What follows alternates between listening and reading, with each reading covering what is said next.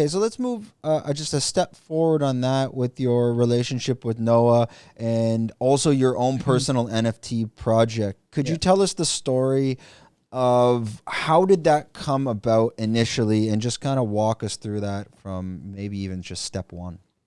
Yeah, so Noah I met here in Phuket because um he moved back because of COVID. He was in Spain at the time, and we were his parents were worried that COVID can be the monstrous thing that it is now, and probably potentially worse. And so he got all his family, moved them back to Phuket, and there was this time period that we all lived together for like 6 to 7 months or something like that. So it was like probably it was a full house, like 12, 13 of us total in that house.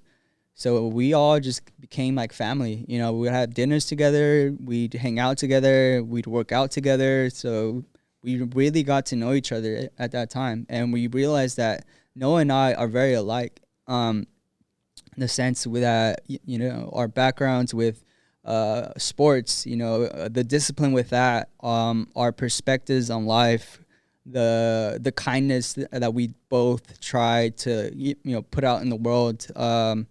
And we realized that we got along very, very well. So that kind of developed to be its own thing through friendship. And now, yeah, we all kind of work together, but it still doesn't feel that way. Like whenever we're talking more about like ideas and how we can push the line. Uh, and yes, it is important to talk about numbers in a sense that whatever you're doing, you want to be able to live off of, but that's not like the main point of everything. Um, but yeah, so yeah, like just being around this whole family, you kind of just start to find yourself and how you fit in and how the system works, and And when you guys are coming together, this is pretty much from the beginning, like as we jump into the current situation. So what, early 2020? yeah, I'd say early 2020, and up until now, we've both have been here ever since.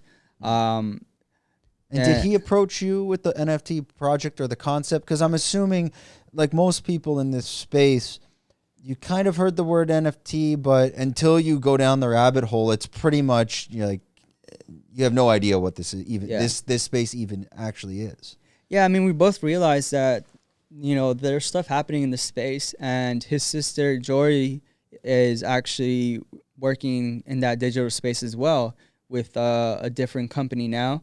That their main thing, I feel like it's like curating and finding these artists, basically the same thing that Dave is doing in real life, in with artists. She's doing with artists in the Web3 space, and so it was kind of cool seeing that develop and seeing how successful she's been doing it with like the artists that she works with.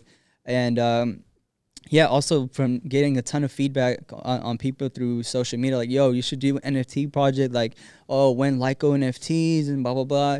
So I was seeing that message over and over. You start to like, all right, like for me it was like, what do I'll dive into it just to learn, to see what it's about.